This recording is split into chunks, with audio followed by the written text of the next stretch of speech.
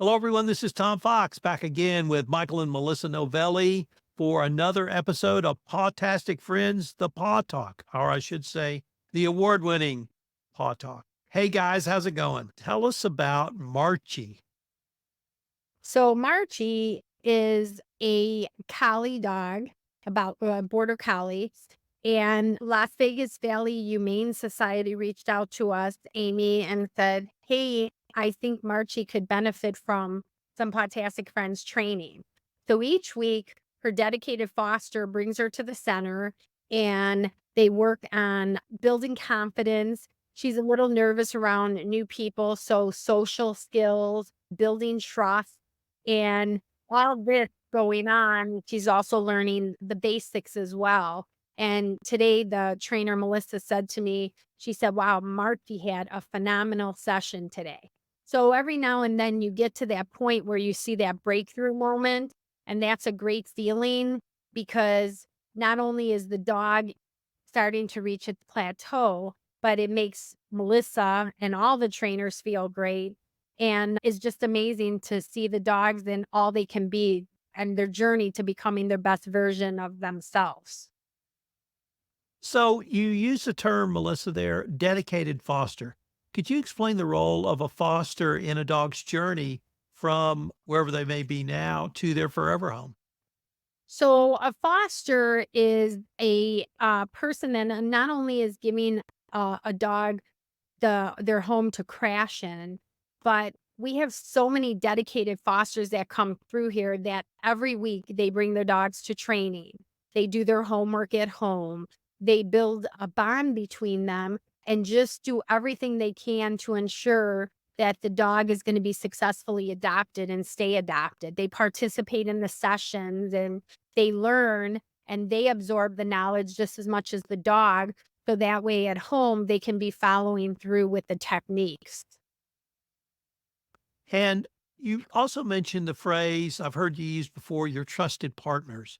Can you talk about sort of the community in Las Vegas and how you work with different shelters or different homes or different parts of the community? I think you said that one of them called up and said they thought Marchie might benefit from coming to Podtastic Friends. How does that part work? So we are fortunate to work with some amazing rescues and shelters in our community. And they reach out, they need help, and we do our best to accommodate them. And with that, it is a partnership. It's not just, hey, I'm going to send my dogs to training. They have to share the videos. They have to promote the dogs because at the end of the day, the common goal is to get the dog adopted. And with us networking on our end and them networking on their end, and the dog's journey to become the best that it can be, that helps with the successful adoption. But again, it's a team effort. So, next up, we've got Eva. Can you tell us about Eva? So Eva also just started in the program. She's one of the new kids. She's about 12 to 14 months old and is a beautiful young lady who knows what she wants. She has a mind of her own. She did excellent with her dedicated foster who took her here to training, and they worked together with the trainer and had a great first day. And she is also building confidence. She's learning the basics, building social skills. And it was just a great first day to see her going through the tunnels and over the A-frame. I mean, it was just amazing to see. So how does or where would you think Eva would be what would be the kind of home that would be great for her, even though she's just started and you're getting to know her a little bit? We would say probably an active home. She loves her walks. She loves to play in the yard and do zoomies. So a home that's going to give her enough activity to keep her busy and to focus that energy in a positive way. She also would love a home where she can do brain games inside, especially with the heat coming up, and then a home again where she can curl up at nighttime and be by her special someone. Could that even be an older couple? Yeah, I mean, an older active couple, because like I said, she does have some energy. Well, you would wanna make sure that she can get enough activity to fulfill that energy level.